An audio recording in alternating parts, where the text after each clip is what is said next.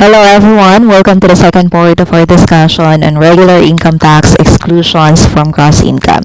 And of course, I'm giving full credit to Sir Rex B. Banggawan CPA MBA for his book, Income Taxation, Laws, Principles, and Applications. Yung discussions ko dito is really based on that book, okay? So, as I said earlier class, ito ay second part na ng ating discussion. So, yung first part natin ay na-upload na natin dito sa YouTube. So, sa hindi pa nakapanood noon, kindly watch. And then, class, baka pwedeng humirit sa inyo, no? Kung sakaling nagustuhan nyo ang aking discussion, kung sakaling may natutunan kayo, tulungan nyo din naman ako na na-inspire pa lalo to create more content like this by hitting the subscribe button, tapos like na din. And you may also send your feedback through the comment section. It will really help me a lot in boosting my confidence na gumawa pa ng ibang content here, knowing na andyan kayo para supportahan ako, okay? So, thank you in advance, class. Alright, let us continue our discussion on exclusions from gross income. So, sa part 1, napag-usapan na natin itong letters A, B, C, D, and E. So, dito sa second part ng ating discussion, simulan natin sa letter F, retirement benefits, pensions, gratuities, and etc. Etong exemption na to, class, meron siyang 6 na subtopics and we're going to discuss each of them, and of course, we'll start it with the first one. And ito ay para sa retirement benefit under Republic Act 7641 and those received by officials and employees of private firms in accordance with a reasonable private benefit plan maintained by the employer. So, itong retirement benefit na to, para exempt siya sa income tax, kailangan mo nang i-comply, kailangan mo nang i-met itong 4 na requirements or 4 na requisites. For the first requisite, dapat yung retirement benefit ay na-avail for the first time. Second one, dapat yung retiring official or employee ay nakapag-render na ng at least 10 years of service with the same employer. Third, dapat yung retiring employee is at least 50 years old at the time of retirement. And lastly, yung employer ay meron siyang reasonable private benefit plan para sa kanyang mga empleyado. Okay, tandaan nyo yung 4 na yun, ha? Kailangan itong 4 na requisites ay ma-comply or ma-met before ma-exempt itong retirement benefit from the income tax. So, hindi pwedeng 1, 2, o kaya 3 lang yung ma-comply. Dapat silang 4, itong 4 na requisites ay ma-comply para itong retirement benefit ay ma-exempt from the income tax. Para mas madali yung matandaan itong 4 na requisites of exemption, meron tayong mnemonics dito galing kay Sir Rex. It's 11050 RPBP. 11050 RPBP.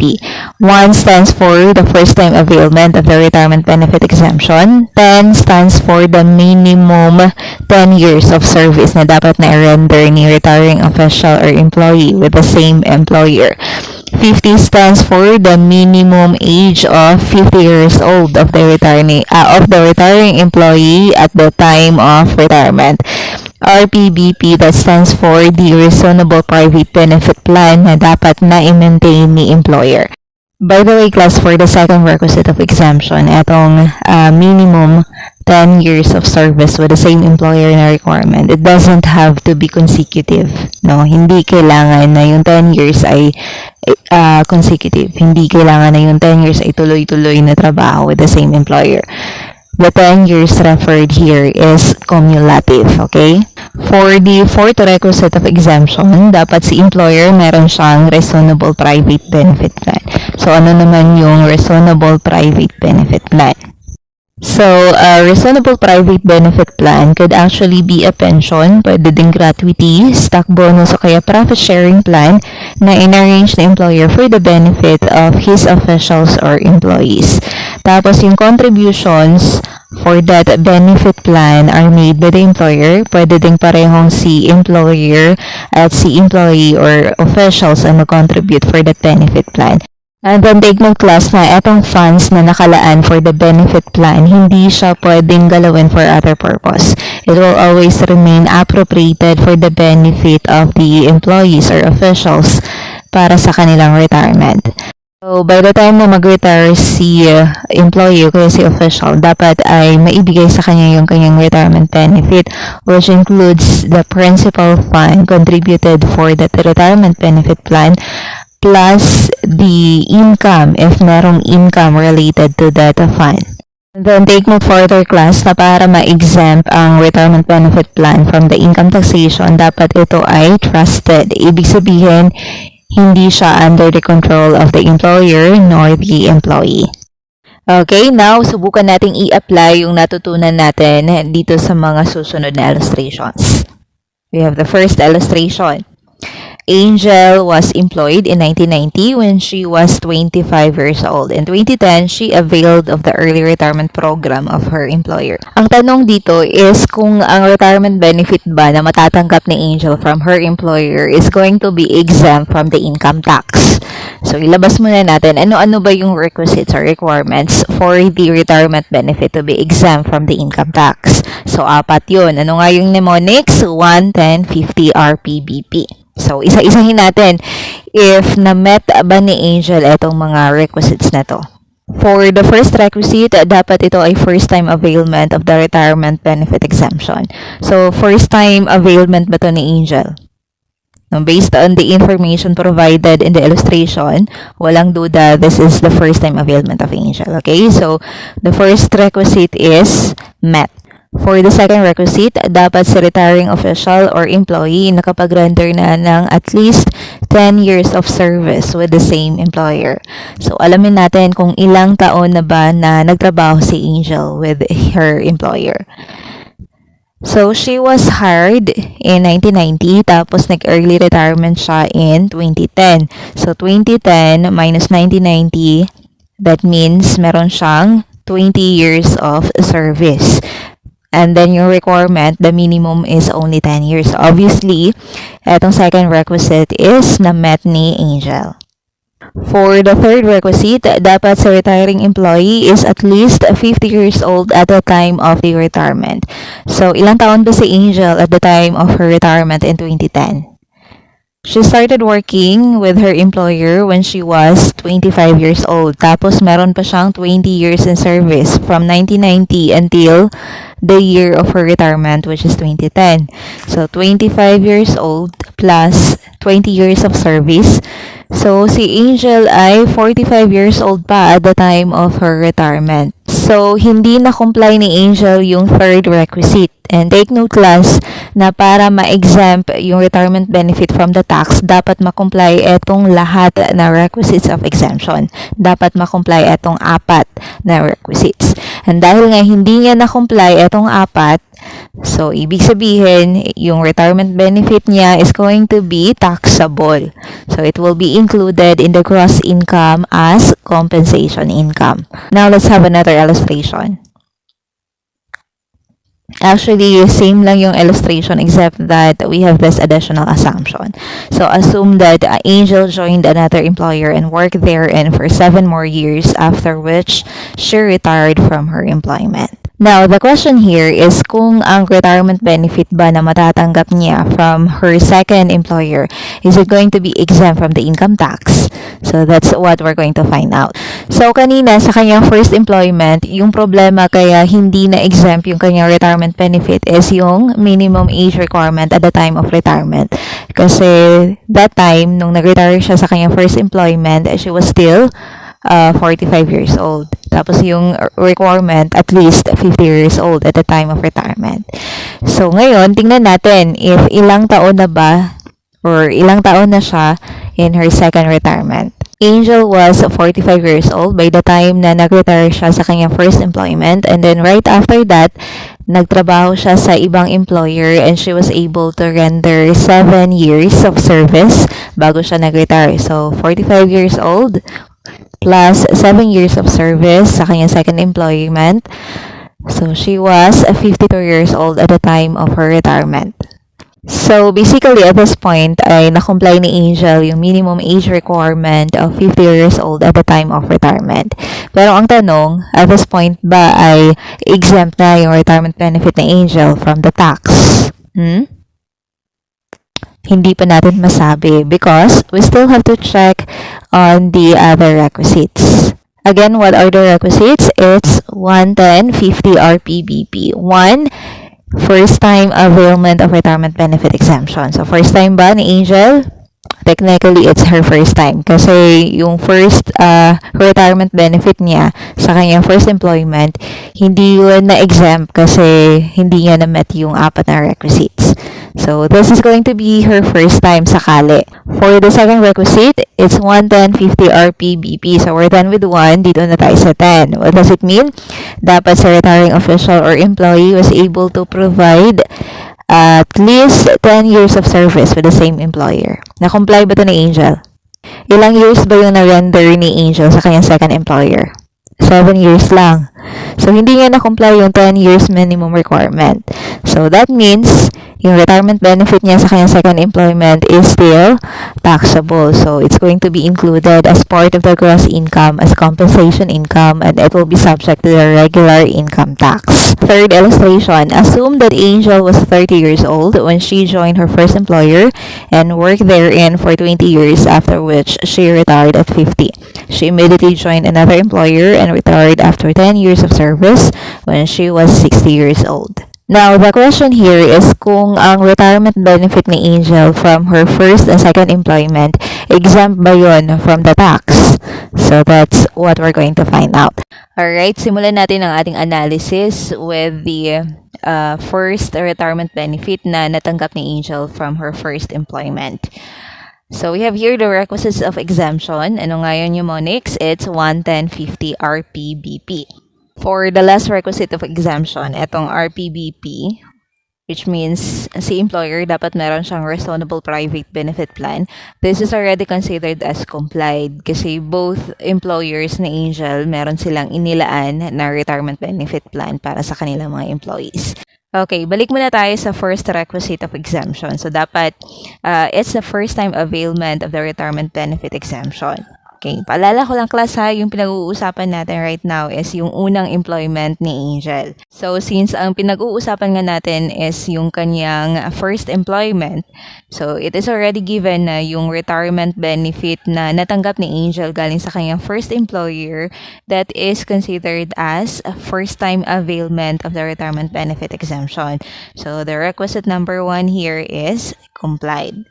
For the second requisite, dapat si retiring official or employee ay nakapag-render na ng at least 10 years of service with the same employer.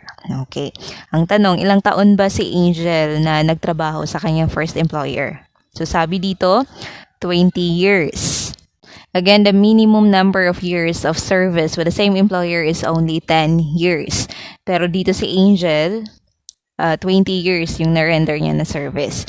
So, obviously, etong second requisite is complied.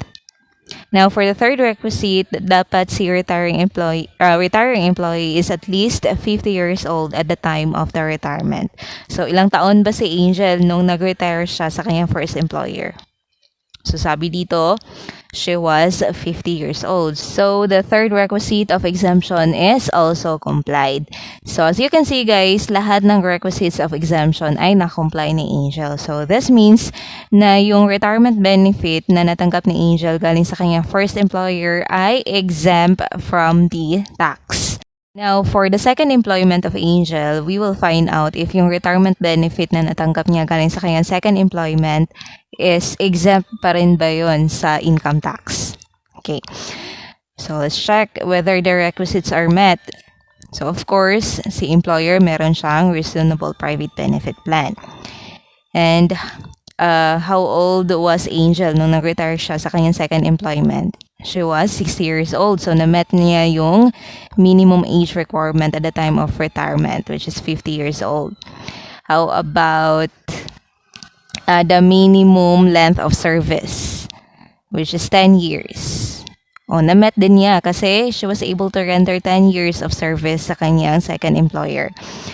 Now, dito tayo sa first requisite. Dapat first time availment yung retirement benefit exemption. So, ang tanong, yung second retirement benefit niya ba ay first time availment?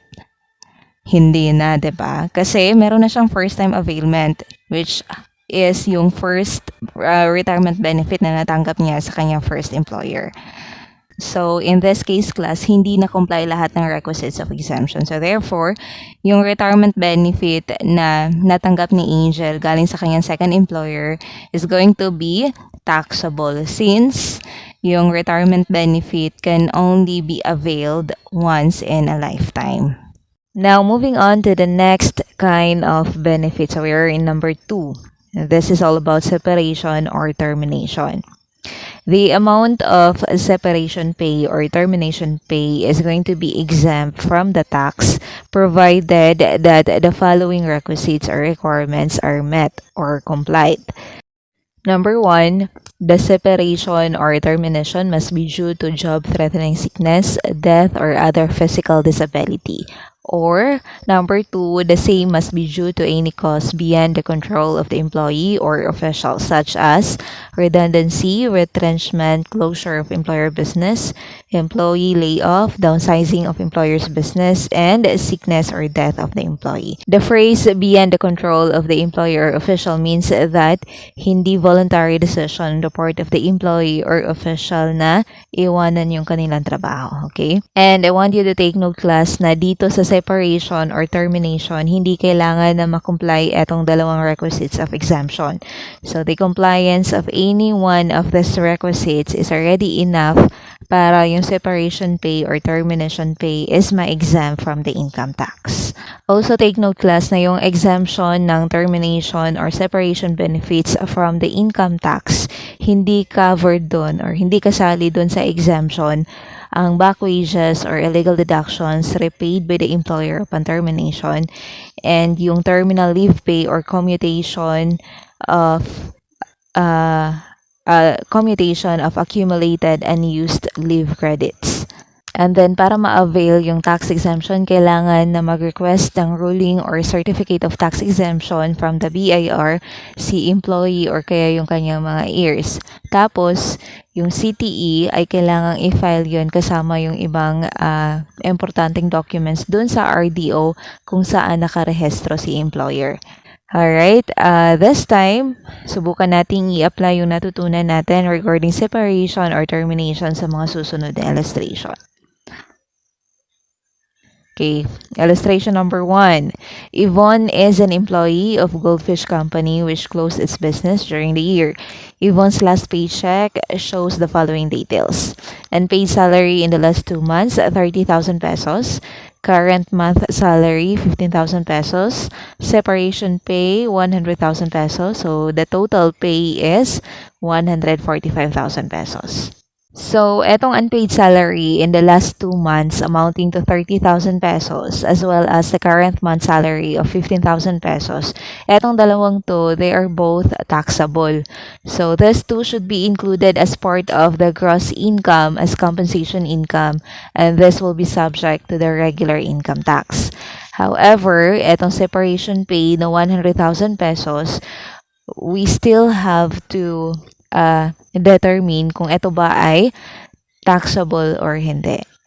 So, unang-una, class, bakit ba binigyan ng separation pay amounting to 100,000 pesos si Yvonne?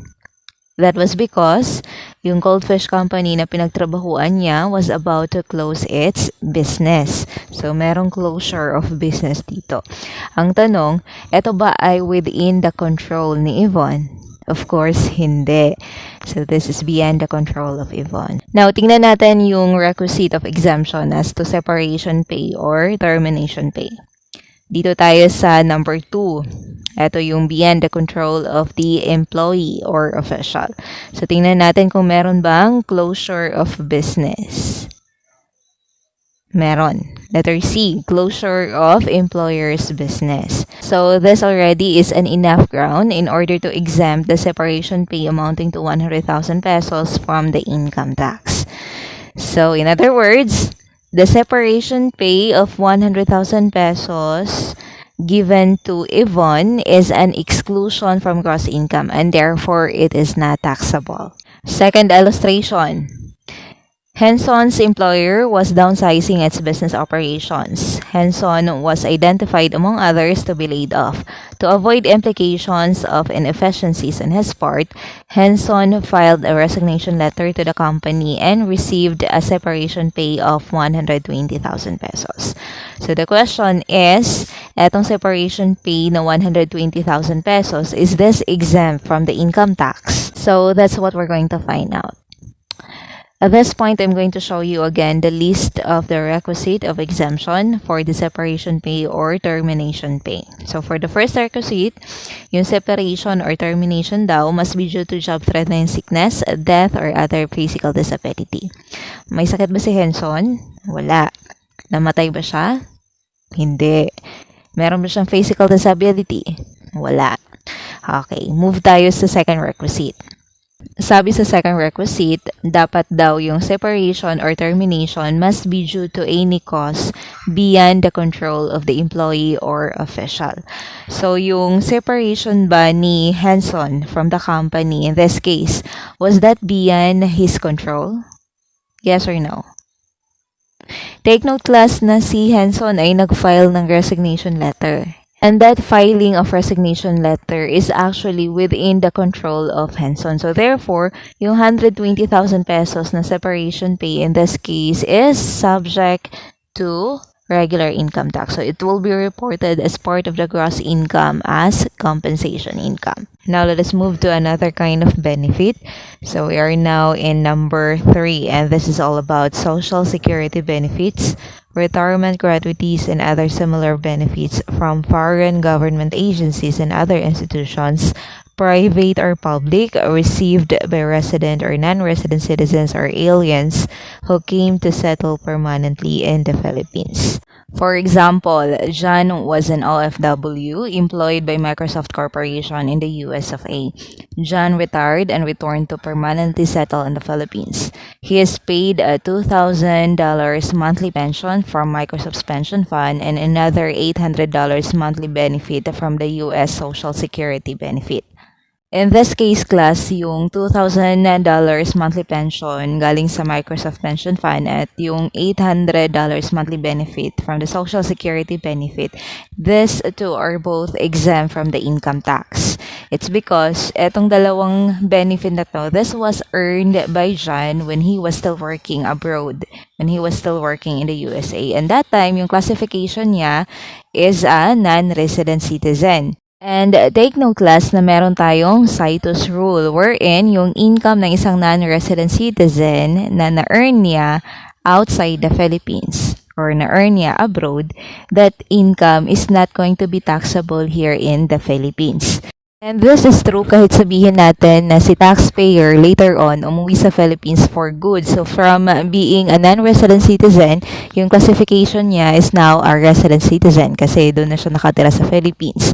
But still, yung monthly pension at yung monthly security benefit na natatanggap niya from the US, those are still exempt from the income tax kasi those benefits are earned by the taxpayer when he was still working abroad, and that time he was a non-resident citizen. Another exclusion from gross income is this one, number 4, United States Veterans Administration or USVA administered benefits under the laws of the United States received by any person residing in the Philippines. Like for example, Mr. Jackson is a retired U.S. serviceman from the Iraqi War. He married a beautiful Filipina and settled in the Philippines.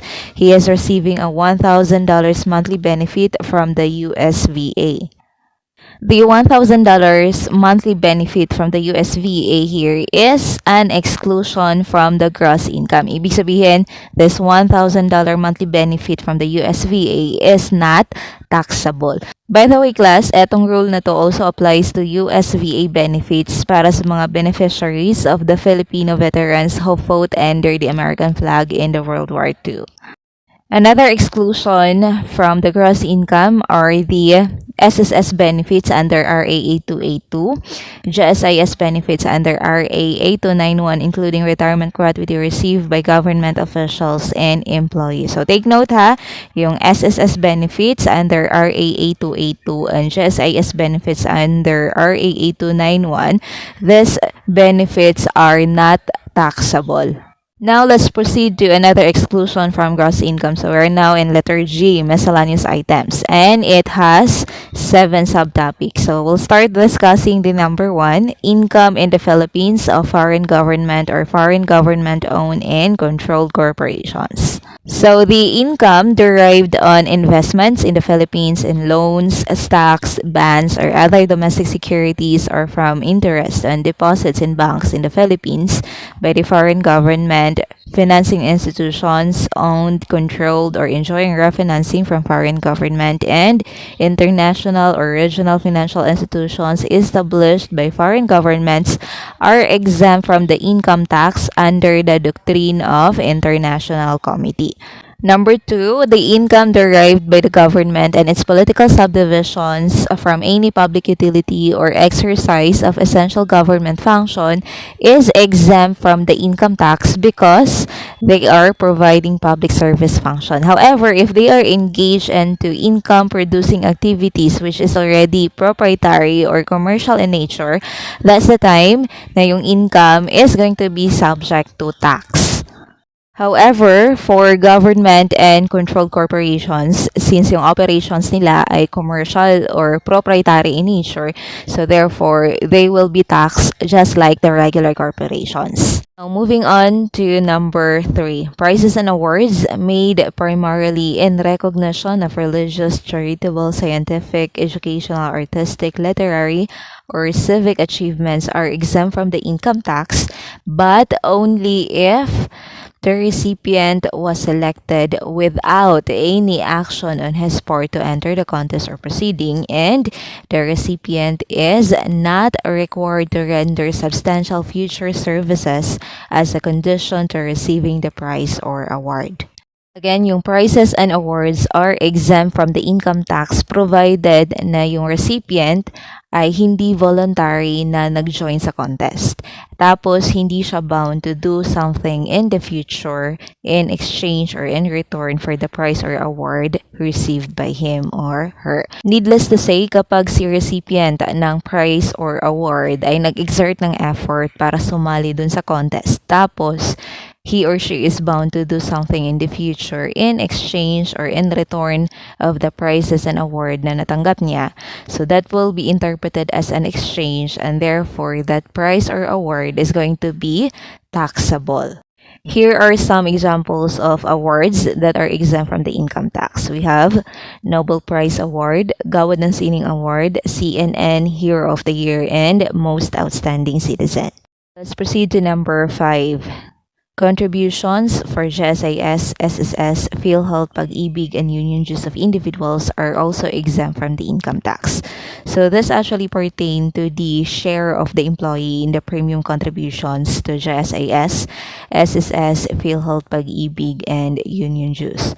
So ibig sabihin, yung portion ng salary na ginamit for the contribution is going to be exempt from the income tax. Take note class, yung exempt lang from the income tax ay yung mandatory or compulsory contributions. Pero yung voluntary contributions which is already in exist to what is compulsory or mandatory, that one is already taxable. Alright, we have an illustration here. An employee has a gross compensation income of 400,000 pesos in 2016. His employer deducted 5,000 pesos SSS, 4,000 pesos PhilHealth, 3,000 pesos Pag-ibig, 2,000 pesos union dues, and 80,000 pesos creditable withholding tax. Now, I'm gonna show you the computation for the gross taxable compensation income.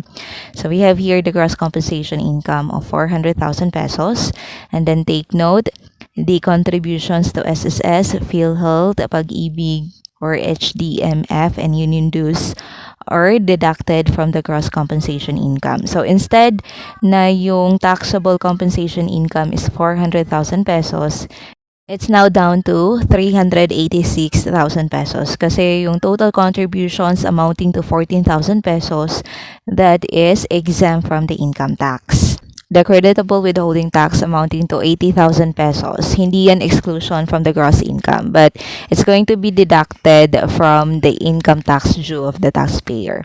And then, when it comes to the employer share in SSS, GSAS, PhilHealth, and HDMF contribution, it's not also an exclusion from the gross income, but it's going to be an item of deduction against the gross income. Let's move to number 6, contributions to personal equity retirement account or PERA. So contributions to PERA account are exclusions in gross income. So this is an additional exclusion and is separate with the exclusion for contributions to SSS or GSAS. Moreover, PERA contributions are allowed to claim 5% of their PERA contributions as a tax credit against any internal revenue taxes. Number 7. PERA investment income and PERA distributions. PERA investment income are exempt from taxes. So that means it is exempt from final tax, capital gains tax, and regular income tax. The PERA account assets will be distributed back to the contributor either in a lump sum, life pension, or in installment upon reaching the age of 55, or to his or her heirs or beneficiaries upon his or her death. PERA distributions as well are exclusions in gross income of the contributor or his heirs or beneficiaries as the case may be. Another exclusion from the gross income is number 8, and this is all about 13th month pay and other benefits received by officials and employees of public or private entities not exceeding 90,000 pesos. So we will have a separate discussion for this sa ibang chapter. Number 9. Gains from sale of bonds, debentures, or other certificate of indebtedness with a maturity of more than 5 years is also exempt from the income tax. This is because yung long-term indebtedness is assumed to be diverted to the financing of long-term projects, which is considered as beneficial to the development of the entire country. However, take note class na yung interest income from the long-term bonds, debentures, or other certificate of indebtedness, it is going to be included as part of the gross income and that will be subject to the regular income tax. And then lastly, number 10, gains realized from redemption of shares in a mutual fund company by the investor is also exempt from the income tax.